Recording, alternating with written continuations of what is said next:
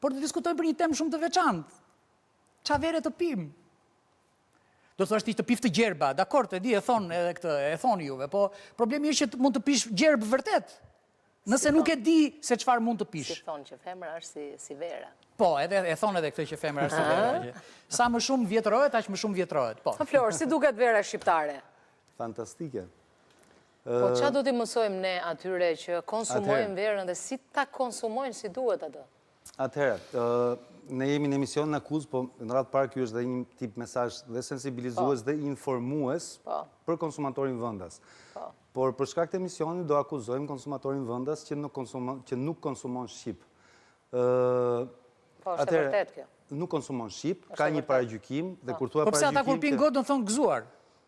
Me verë italiane. Ato po Të diskutonin. lirë, se ka verë italiane fantastike, franceze, por ajo që është shqetësuese deri diku mos mungon informacioni, jam dakord të 100% me akuzën tënde. Mos mungon informacioni se ka shumë pronarë restorantesh që nuk njohin shumë brende verash që janë të mrekullueshme, sidomos nga zona e Beratit, që bëhet një verë e jashtëzakonshme. Nga Veriu deri në jug ka kantina që bëjnë verë shumë cilësore. Nuk po them që të gjitha kantinat bëjnë mrekullia në Shqipëri, por ka kantina që bëjnë me të vërtet verë shumë cilësore. Dhe mbi të gjitha ajo që unë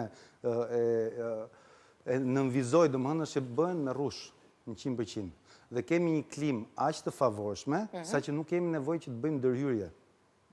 Sepse ndërhyrjet bëhen në zona... Dhe në Itali, në zonën e Toskanës, që është një zonë e njohur dhe ti e di shumë mirë këtë pjesë, mjafton të marrësh një verë 5 euro dhe është një verë ekselente, apo jo? Ka verë shumë të mira 5 euro në Itali, po ka dhe verë shumë të këqija 50 euro në Itali. Po, është e vërtet edhe kjo. Ashtu, domethënë është një konfuzion, një kakofoni informacionesh.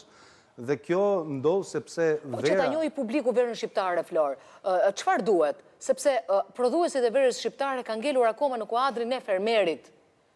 Nuk janë prodhues të cilët përballojnë eksporte që sot Italia, vende të tjera, Franca, i përballojnë me seriozitet. Spanja, Italia dhe gjithashtu. Franca e ka GDP, e ka ekonomi shumë të rëndësishme për vendin prodhimin e verës, dhe nëse s'ka rrush, do ta gjejnë një metodë sepse duhet mbajnë ekonominë vendase. Qa ndodhë që ti jap ca informacione, domethënë, ideja është që një pjesë e madhe nga 65 deri në 75%, mund të shkojë edhe 85%, po këto statistika i ulin një çik italianë dhe francezët, janë vera kryesisht konvencionale. Çfarë do thotë? Vera konvencionale janë vera që vijnë nga vreshta masiv, të cilat vilen me autokombanja vjelëse rrushi, autokombanja sepse italisht quhen vendemjatrici, të cilat kanë si parim pune vakumin thithës, që thithi rrushin, por me atë thithi ata fusin insekte, hardhuca, lloj domethënë gjëra që s'duhet të jenë pjesë e fermentimit dhe deri diku kanë një detyrim që edhe ta dezinfektojnë masën e rrushit sepse sasitë janë të mëdha.